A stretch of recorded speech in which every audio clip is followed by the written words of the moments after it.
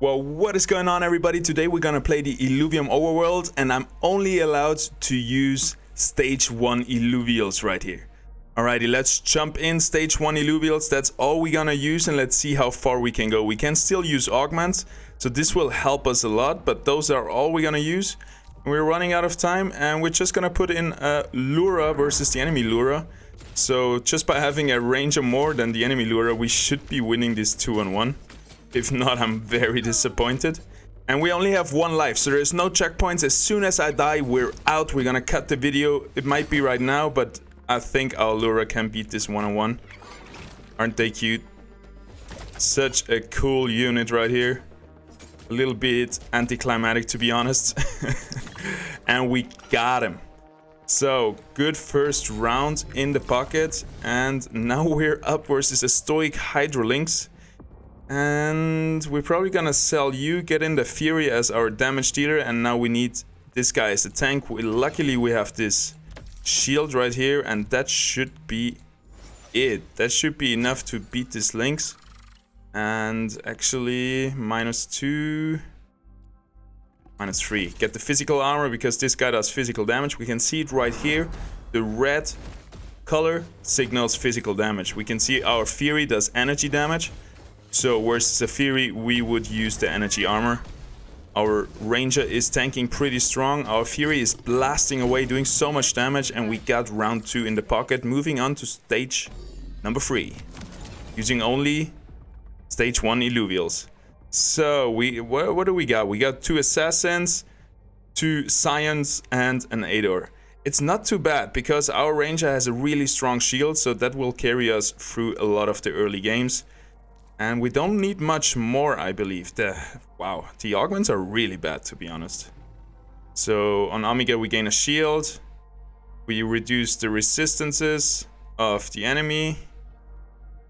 We inflict frost to everybody who is close to us, and thorns. So these are all tanky augments, but we have no tanky stage 1 Illuvials. So that don't really help us.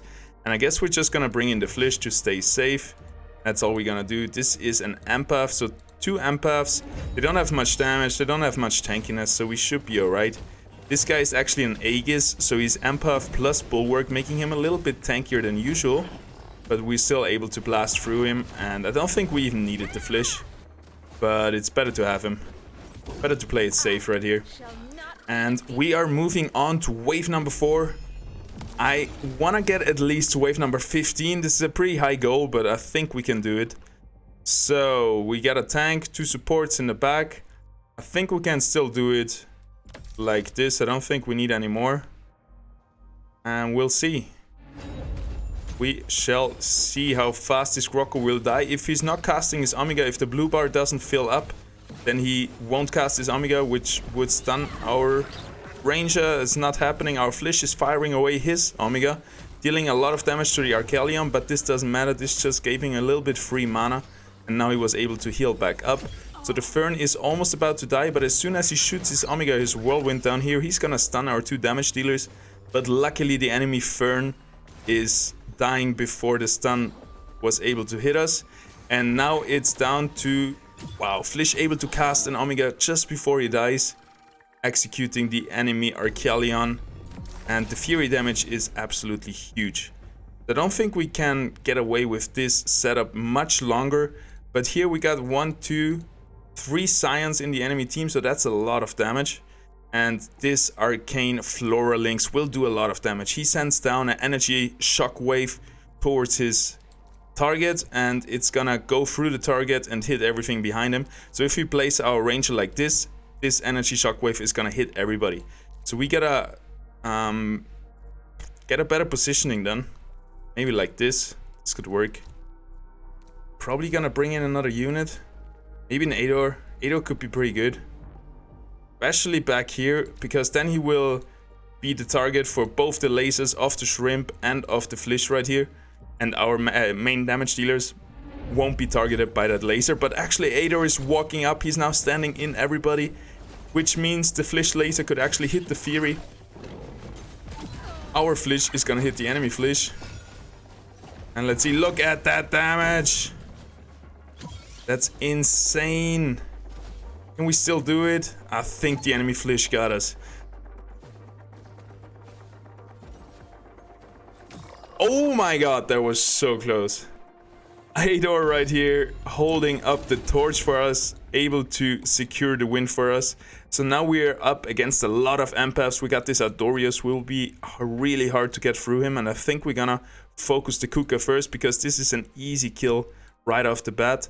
But if we position like this, there's nobody to tank the Vermilion, because this Verminio right here is gonna land back here because it's an assassin, and then it's gonna attack our two Scion units, our two tanks right here.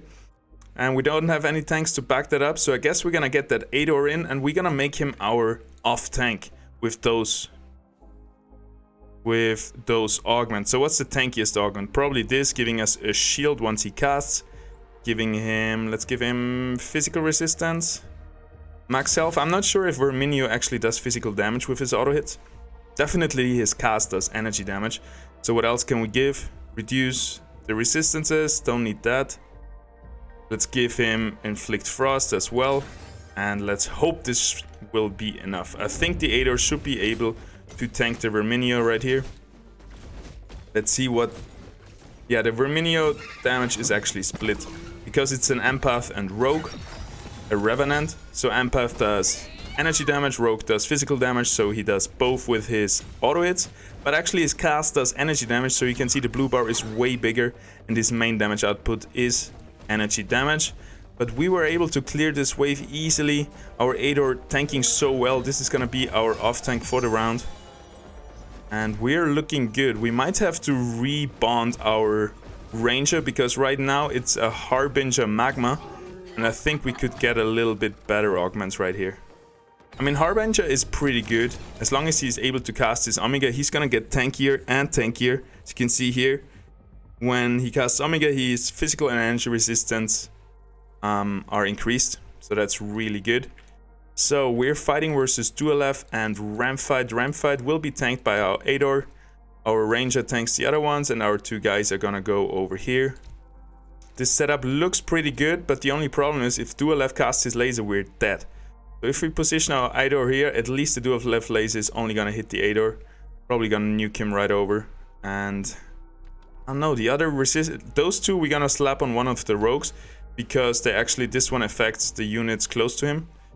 Maybe paired with this Frost augment, it could be really good. Putting the lesser minor erosion plus this lesser Arctic Dominion, and then it's gonna debuff, both of them are gonna debuff the units close to them, which is the case for the rogues usually. I think we can play it like this. We could play it a little bit on the safe side, put in Allura. Let's do it. Screw it. I don't want to lose. I want to keep this going, because it has been going very well so far. So this is a little tip for you all guys. If you have troubles in the arena getting through early waves, use a lot of those stage 1 Illuvials, because they don't cost a lot. They're super efficient, they do a lot of damage, and they are actually they're stronger for what they cost. Like, you get more punch for every mastery point, because at one point you will be maxed out. You can only place 8 Illuvials, so at this point you're gonna bring in the bigger ones. Wow, that's a huge enemy team. Umbre is super strong. I hope our Ador can tank him. And we're gonna focus on the right side. It's a fighter, so I think we wanna focus on that Furiox right here. So we position our damage dealers right here, our tank in the front line, and we're gonna bring in the second rogue. Let's just overinvest and really make sure we beat this wave. Only 45 mastery points left in the pocket, and it's all about the Ador. If he's able to tank the Umbre, we're good. Ooh, Ador is getting a lot of damage. Now the Umbre cast comes in, might be able to finish him off. Actually not, and now if Ador starts casting, yes, he gives himself a shield. Now he gives himself a heal and is able to withstand the damage of the Umbre. Meanwhile, our team cleared the rest of the units and we got it.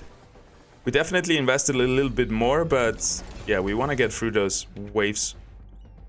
Oh, Ramfire, that's going to be hard. Our two rogues are definitely going to jump the Scoriox, which is the highest threat in the enemy team. All our front line is going to help with the damage on the Scoriox, and our Ador right here is going to try to tank the Ramfire. So after the Scoriox is done, we're gonna switch over to Ramfire, and hopefully Bill will be able to kill him before he casts his Omega build. He's already on 50% mana, and now we need a lot of damage on him, otherwise he will be casting. But we got him. Easy peasy, very easy round for us. And we still got 2 augments that we can place on our units, and then we're out. Then we placed everything that we can, and this is gonna be super hard. This is kind of the counter versus stage 1 versus those massing, versus the tactic where you just mass little units, because those tanks, especially the Seer, it's gonna just spin and demolish everybody, and we're gonna have a hard time shredding through them, especially with just not enough tanks on the team. So how should we do that? How can we do that? Our 2 rogues are definitely gonna focus the Flish. We're also definitely gonna bring in those 2 augments, giving our dash what should we give him? Physical attack damage, I guess. And no, let's give him crit and critical damage 2 times, just boosts his crit damage. Our Ador is gonna tank who? He's gonna tank Malura right here. It's gonna be so hard. I can't see us winning this, but we're gonna try. Gonna try and beat it. Our 2 damage dealers are gonna go into this corner, and I think that's how we're gonna do it. Let's see if we can actually do it. We're gonna place our ranger all the way over here, so maybe our rogues are actually tanking the Flish and the Flish is not attacking our ranger. Just gotta make sure she's close enough to the Seer, so actually Seer runs over to us. Didn't work out. Flish is still attacking our ranger. She's tanking pretty good. As soon as she casts an Omega, she will get tankier as well. But now that she casts her Omega, well, she's actually dead.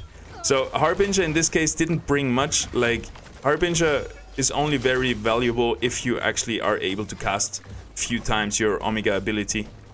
If you die too fast, like we're gonna be dying very fast in the coming rounds because she's our only tank, we wanna switch to another class, to another composite class, but we are able to beat this round. I'm very amazed. We did so much damage to that Titaner. So let's sell the Fury so we can rebond our Ranger. What do we want her to have? We don't want her to give Scion to her. We also don't want to give Rogue to her, otherwise she's jumping in the back and not tanking anything. So I guess the only option is the Empath, giving us Aegis, which is pretty good. They shield the closest ally, and then they also get physical and energy resistance when they drop below 50% health. So this is a guaranteed increase in tankiness compared to the Harbinger, where it might not even happen if she doesn't cast her Omega. There is 1 rogue coming in, 2 rogues coming in. Our Ador is gonna try to tank the Vermilia right here, and our 2 rogues are gonna jump the Blaze Knight in the backline. That's it for positioning. Now we can just hope for the best and see what happens. Ador is gonna tank 2 units right here. He's gonna have a hard time surviving this, especially because Vermilia is already casting.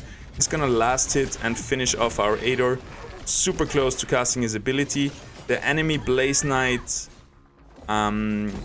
ability went into nothing, actually targeting Ador, even though he was already dead. Now it's a 2-on-3, and it looks like this will be the end of it. Wave number 11 will get the best of us, but that's pretty good. Beating 10 waves with just stage 1 Illuvium, especially because we had so little. We still had 70 mastery points left. So if we had a little bit more Illuvials to place, this could have gone way better.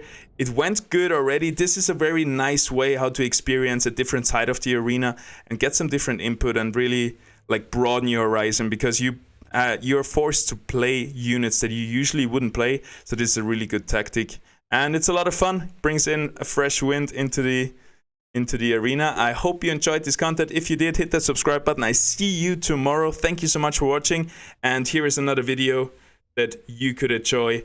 Yesterday I managed to get 2nd place in the Illuvium Overworld tournament of the Wildfire Guild. It was so much fun. I was able to capture 52 Illuvials. So if you want to see how that worked out, watch the video over there.